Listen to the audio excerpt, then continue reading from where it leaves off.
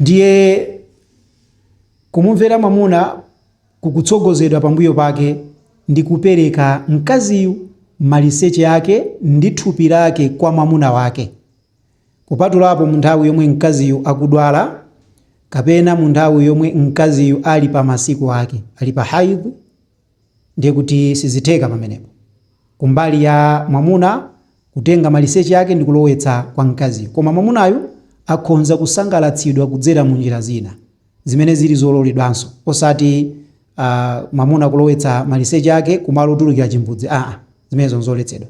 Koma pali njira zina zimene sharia yavomereza yoti mkazi pamene ali pa masiku ake akhoza kumamukwaniritsa mwamuna chilakolako chake.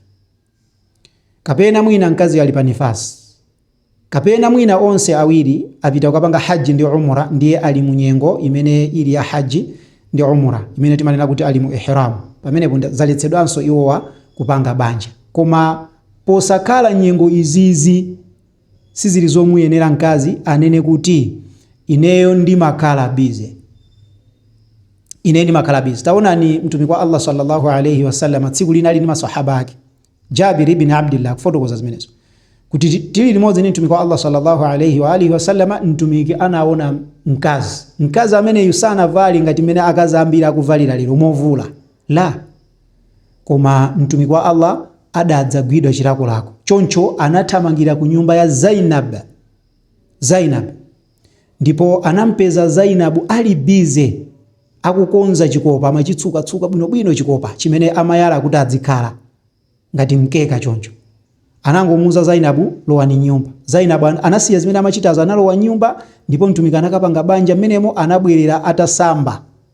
Ndiye adawayankhula maswahaba kuti ndithudi mkazi amabwera maonekedwe a shaitani ndipo amapita maonekedwe achani a shaitani. Mmodzi wa inuyo akakhala kuti wamuona mkazi ndipo wamva zimene mwamuna amamva, yani zilakolako zampeza, athamangire kwa mkazi wake ndipo akachotse chilakolako chake, ndipo zimenezi zimpangitsa kuti asakhalenso ndi chani ndi maganizo oyipa.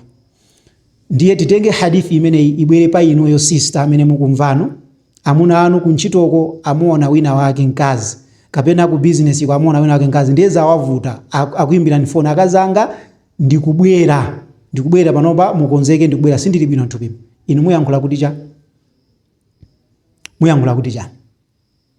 Inuyo tumunena zambiri, osangopirira bwanji madzulo omwewo, kodi ine ndikuthawa? Aya zimene zozo ya dzulo tapanga leroso. Ndiye muona kuti izizi ndi zimene zikuwapangitsa amuna ambiri kuti agwere muchiwerewere. Inuyo mayi muzindikire kuti mwamuna wanu sakuyeneka kuti adzikupemphani, nkhani isi yomapemphana iya, nkhani iyi ndiyo samapemphana, fa inuyo mukudziwa chimene munabwerera pa banja.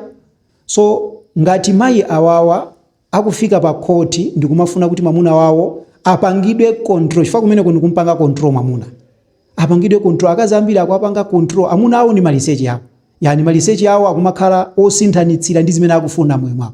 Iweyo ngati ukufuna kuti upange, ukandigulire chakuti, ukandigulire abaya yakuti, ukandigulire mwina galimoto, kapena ukandigulire malo, kapena ukandipangire zakuti. Ndiye amuna lero lino akumakhala mmasautso, imfa zambiri amuna amene akumaziphawa nkhani zake ndi zapabanja.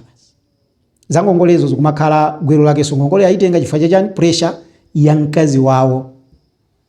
Ndiye tikufuna kutsindika kunena kuti pambuyo poti mkazi akumumvera ndi kumulemekeza mwamuna wake, zilizofunikira kuti iyeyo akwaniritsenso zilakolako za mwamunayo. Mwamuna asamachite kupempha, nkhani isi yopempha yayi. Amuna anu sakuyeneka kuti adzikupemphani. Koma akazi ambiri lero lino akumapemphedwa ndi amunawo, mpaka namapezeka zoti amunawo wiki yonse kumagona ndi njala. Zotsatira zake ndi chiwerewere. Kuteko akazi amene lero lino akumalandira amuna, yani mahule, amene wawa amazindikira kuti amuna ochuluka amene amabwera kwa iwowa ndi amuna amene akuchokera pa banja. Aidha akazi awo amawamana, kapena akazi awo samapanga amene amayeneka kuti adzipangira, amangoti abola inu mupange muthane nazo basi. Amuyika mwamuna kumbuyo, salinso ofunikira.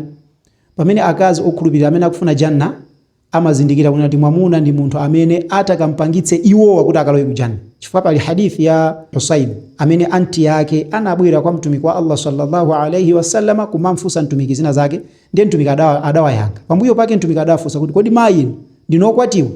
Mayi ajanena kuti naam. Mtumiki anati mumakhala naye bwanji mwamunayo?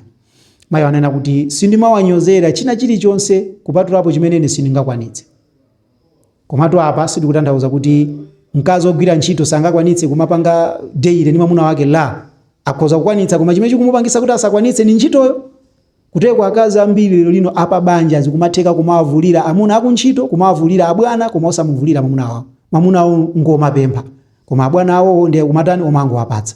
Azimuna amene akugwira nawo ntchito ndi kumangowapatsa, kumayang'ana m'maso, kumamwetulirira, kumasisitana nawo ndi zina zimene amayeneka kuti zimene zizichita ndi ndani? Ndi mwamuna wawo. Koma mwamuna wawo kunyumbako ndiye ndi omamuuza zifukwa zambirimbiri.